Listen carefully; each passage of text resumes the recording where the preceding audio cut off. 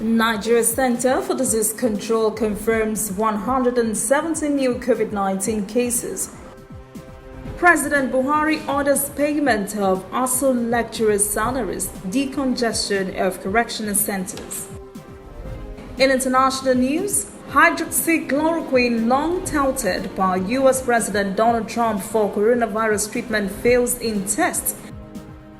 And in sport, Nigerian Basketball Federation confirms Din's interest in D Tigers.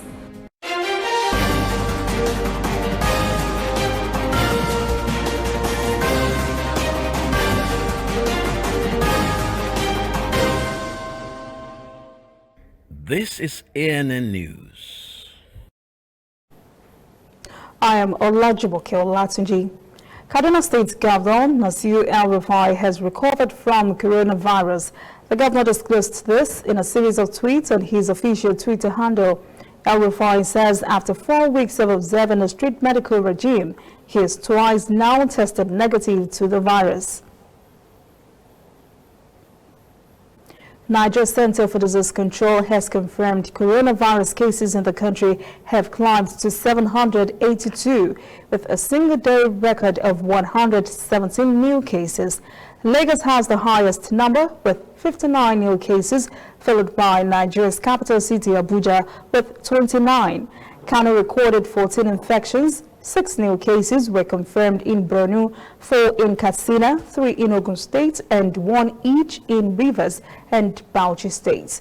NCDC also announced 5 cases previously credited to Lagos State have been transferred to Ogun State.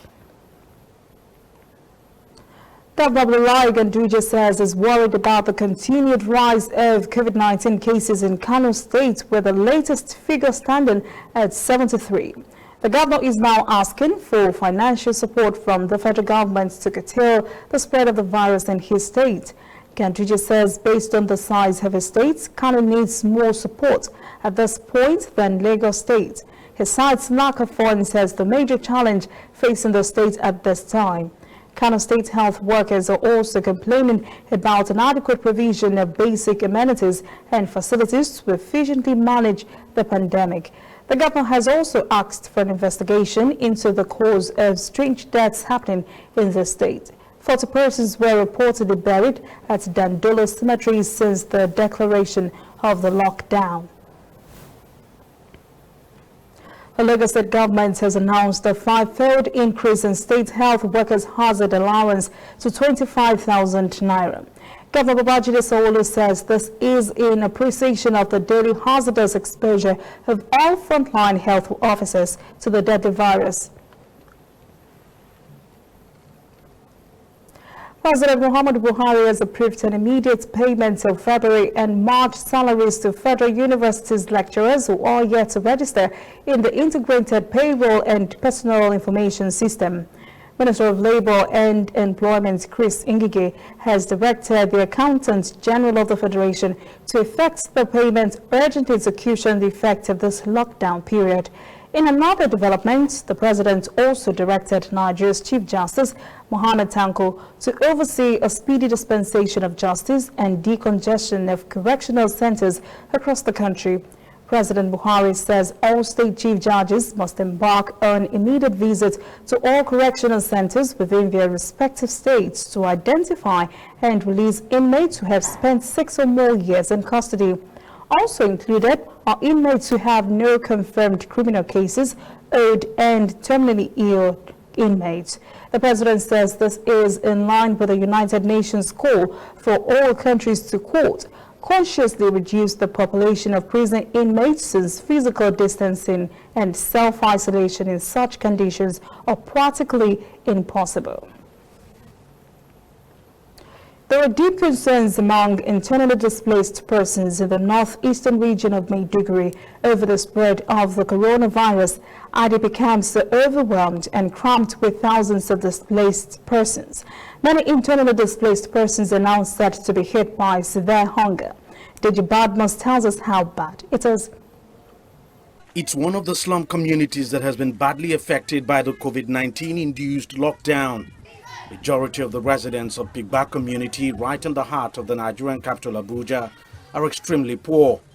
They survive using their daily earnings, but with the lockdown, getting food has become hard and relief promised by the government has not arrived.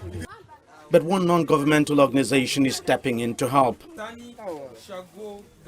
The group is assisting widows here with food items and cash to help them cope with the lockdown. Quite a number of the widows here lost their husbands in the Boko Haram insurgency and live at a displaced persons camp not far away from this community.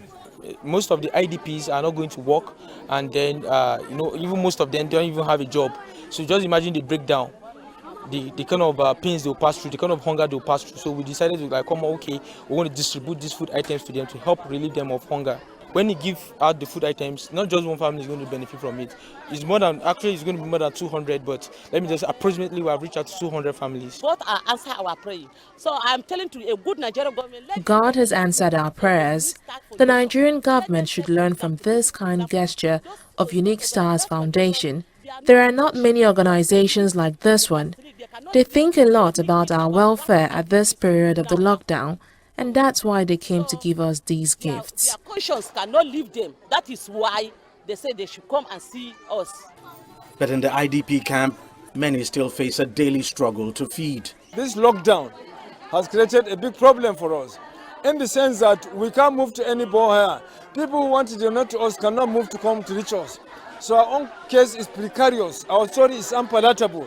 It's unfortunate. Nobody has died yet, but many are on the verge of death. So far, so good.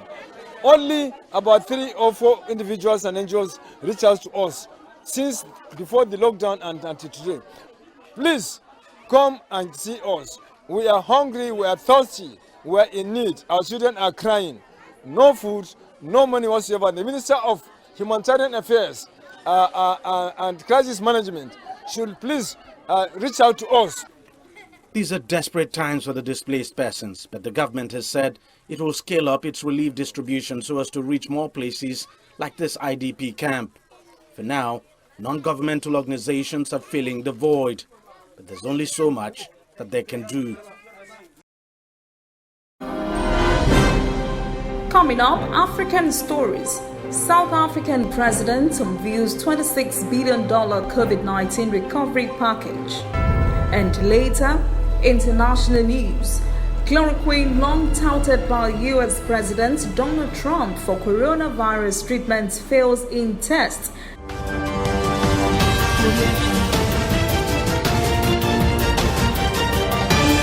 You are watching ANN.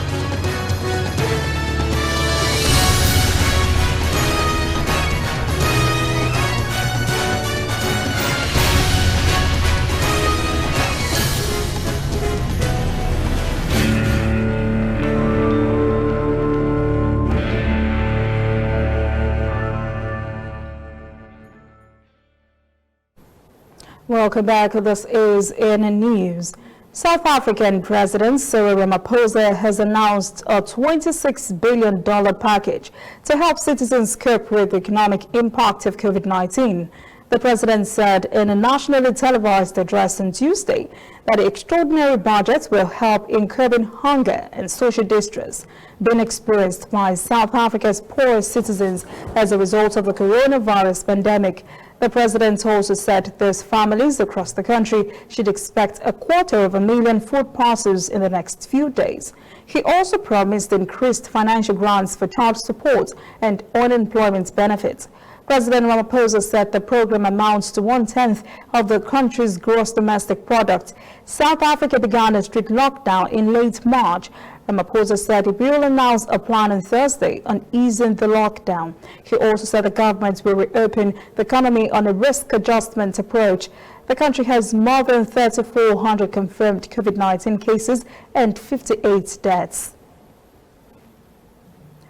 Meanwhile, more mining companies have resumed limited operations in South Africa. These companies were forced to suspend activities when the country went on lockdown about 3 weeks ago. They were only allowed to carry out essential maintenance work during the first 3 weeks of the lockdown. Many of them petitioned the government and got approval to carry out other operations on a limited basis. Reporter Angela Coppola has the story. While coal mines that supply Eskom have been fully operational during the lockdown, the other mines will now start ramping up to 50% production levels. But there's a lot of work to do. Specifically to reinitiate at a limited scale some operational activities, obviously with very specific precautionary measures to ensure that the buildup of gases, some of the infrastructure challenges, some of the challenges that naturally occur over time, that we can start addressing some of that and specifically start preparing some of these mines for the eventual lockdown provisions to be lifted. It's understood that funding to fight COVID-19 on the mines was a concern, with limited budgets and no revenue being generated. Many mine workers in the South African mining industry come from neighbouring states, some of whom will have their own COVID-19 lockdown plans in place. Some people might be in lockdown for extended periods of time. I think we will take a cautious approach there, and I can't see the mining industry closing those positions or putting those people in a bad situation just because they live far from the mines. Some of the workers at the Harmony Gold Mine aren't too happy about going back to work. First and foremost, they didn't communicate with all unions. They only communicated with the NUM. Secondly, we cannot be expected as NUMSA to advise our members to return to work when we don't actually know what steps, if any, the company has taken to ensure that the workplace is safe, that the workplace is sanitized, and that sanitation and protective equipment will be provided. As the mining sector makes that staggered approach back to full productivity, it's going to become a case study for how the other industry sectors are going to be operating. Before the coronavirus pandemic broke out in Somalia, one pack of face masks in the capital, Mogadishu, sold for around $2. Since the outbreak of the pandemic in the country, the price for the same pack has skyrocketed to $50. Since the government has no capacity to provide these masks for every frontline staff that needs them, an SOS hospital in the capital has come up with an innovative solution to the challenge, using locally available materials to fashion reusable masks. Abdulaziz Bilal tells us more. It's a busy day at this vocational institute in downtown Mogadishu. Hafsa and many of her colleagues are on a mission to save lives as coronavirus infections continue to rise in the country. Their task is to make thousands of reusable face masks amid a nationwide shortage. I have worked on 30 pieces so far. We make sure we use the right material in order to protect people. We make the material light but effective enough to make sure it blocks any transmission of the virus. The center previously trained vulnerable members of the society, including displaced persons, on garment making and fashion designs. Organizers say the objective is to build resilience among communities. The project is being implemented by humanitarian organization Save the Children with funding from the German government. We have activated a total of 25 people, 10 men and 15 women, who trained in garment making and fashion design. They received their diplomas here, and due to COVID-19, they have stopped other activities to make face masks in order to save lives. The country's coronavirus cases have gone up, with more deaths recorded than recoveries. Few people wear face masks while social distancing measures are yet to take effect in the country. Meanwhile, prices of surgical masks and other hygiene products have gone up, meaning majority cannot afford to buy them, with a box of disposable masks containing 50 pieces now trading for $50 to $70. Organizers of this initiative say reusable face masks like this one could save thousands of lives in Somalia. And with a weak health system, health experts are warning that an outbreak here could be worse than in other countries. In our first trial, we came up with 1,500 to 2,000 face masks in one day. We distribute them to vulnerable people in the society, government agencies, and sometimes we allow those making them to earn a living by selling them. We hope to play a role in containing the spread of the virus, at the same time create employment to our young people. Once completed, the face masks are packaged, ready to be distributed. Hafsa says saving people's lives is more important now and vows to increase production enough to help contain the spread of COVID-19 infections. When we return, international news. Hydroxychloroquine, long touted by US President Donald Trump for COVID-19 treatments, fails in tests. And later, sport. Nigerian Basketball Federation confirms Dinwiddie's interest in the Tigers.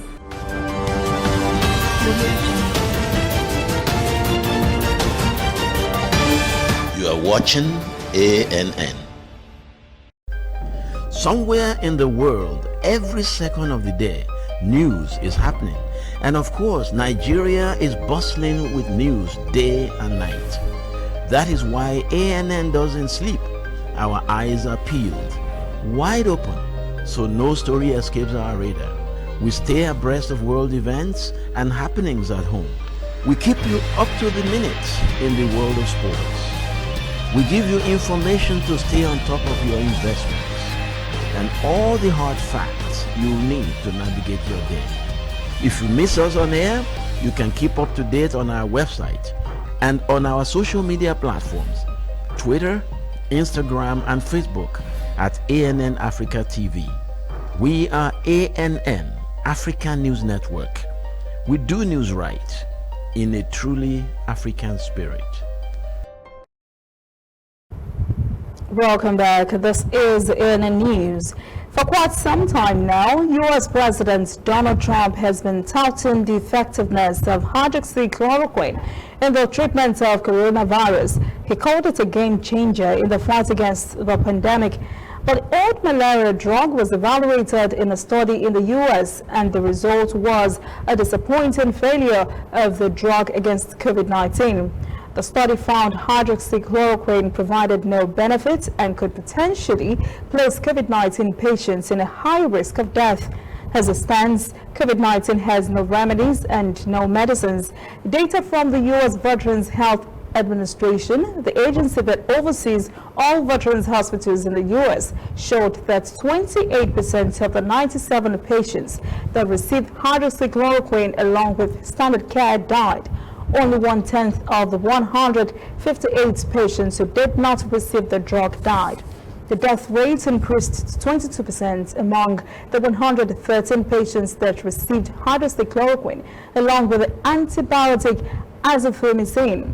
Many random trials are ongoing in the U.S. and in other countries to see if the drug has a role to play in the pandemic that has sickened more than 2.5 million around the world and killed 176,000. New York City outdoor farmers markets, known as green markets, have turned out to be avenues that promote many safety measures during the COVID-19 outbreak. Many hope they will continue to operate in line of more measures to improve safety and social distancing, as these locations have become a lifeline for many in need of food. Sarah Walton has this report. This is one of dozens of outdoor farmers markets across the city of New York. Considered an essential business, they've remained open through the lockdown. Alka Ranadubi said she came here because she was too scared to shop inside a grocery store. I couldn't gather courage to come out of my house for 15 days. So my husband and we came out of the house today after a long time. And it is not that unsafe also if we are maintaining the social distance and wearing our masks. When the lockdown began, New York's green markets saw an increase in shoppers, so organisers shut them down for 2 days to find ways to keep people safe. First of all, as is now required in New York, everyone must wear a mask. The new market rules include limiting the number of shoppers and spreading out the market stalls so that everyone can stay 6 feet away from each other. That's about 2 meters. And whereas sampling the produce used to be one of the best bits about the green market, that has been banned. Shoppers can no longer touch the goods on sale here. Tables must have plastic coverings and all food must be washed. We started implementing safety measures very, very early on, and our model has actually been replicated all over the country, helping other farmers markets either reopen or to stay open. The changes have made green markets a popular alternative to traditional grocery stores. The lack of space in New York means they are often small with narrow aisles, making it hard to maintain social distancing. Even so, health experts warn that being outdoors doesn't necessarily protect you from catching or spreading the virus. What is happening in terms of transmission is really that respiratory transmission from person to person, and being outside is not necessarily going to do a lot to prevent that. Now, on a particularly windy day, if it's blowing people's kind of expiration away from you, that may be a little bit better, but quite honestly, I would still treat it as needing to social distance and wear masks. Market traders say they are getting new customers, but their business has been affected by the lockdown in other ways. We see a lot of our regulars, but there have been new faces, and I've been here many years, so I tend to remember the people. But of course, business is down. The restaurants have all closed, and we used to do a great deal of wholesale. But it's okay. Onward and upward, we'll do our best. Some of the city's markets have had to close because they couldn't spread out the stalls, and there are traders who have chosen not to continue taking part. But the organisers are hopeful that new customers finding them during the crisis will keep coming back once life returns to normal. The city of Wuhan in China's Hubei province, where the coronavirus pandemic began, is back in business, or is it? Many factories are back in operation and shops and businesses have reopened. But small businesses are struggling to survive after being decimated by the pandemic. Reporter Tambo has the story. The very first thing Li Bo does at work is put on a live webcast. Not a typical task for a restaurant manager. This new restaurant opened amid the COVID-19 pandemic and as a result has served no customers, not one. So Li turned to online marketing, including live streaming and takeaway services, but none of them are working very well. Our restaurant is new, and we haven't gained a lot of recognition or been well advertised. People haven't come to our restaurant yet, and they only see pictures on booking apps. Customers usually choose older, more familiar brands. Therefore, Li has decided to send out flyers to try to attract customers. Li Bo is just one of hundreds of thousands of small or medium-sized business owners who are facing difficulties in keeping their business running. Li is lucky that his landlord is going to reduce the rent, but most others are not as fortunate. This is Wuhan's World City Plaza, a business area which has always succeeded thanks to nearby college students. It reopened in early April, but its business is failing since school remains suspended. Some retail chains are open, but most small businesses are still closed. Many of them have decided to leave. City authorities have issued measures to support them, including 20 billion yuan of targeted bailout money and policies for free and reduced rent. But for most individual businesses, what they urgently need is a stable cash flow. We can even borrow money from local loan sharks or credit cards to pay our rent, but the money will still go to waste, to be frank. I have already invested so much, I can't just leave, but the reality is that it's going to be a tough year for me. Doing catering is all about having a stable cash flow. This is the most important. What I'm doing right now is nothing more than maintaining a stable cash flow to try to save my business. Even so, Li remains optimistic. He regards the tough times as a chance to practice and improve. And he believes he will become more competitive than others when the city's economy gets back to life. Up next, sports. Nigerian Basketball Federation confirms Dinwiddie's interest in D Tigers. Please stay with us.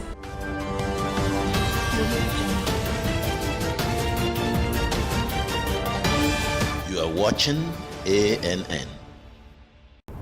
Welcome back. This is ANN News in Sport.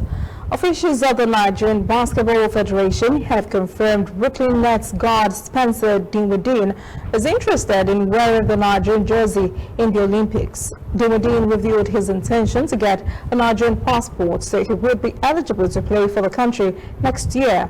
Spencer Dinwiddie is an American professional basketball player for the NBA team Brooklyn Nets.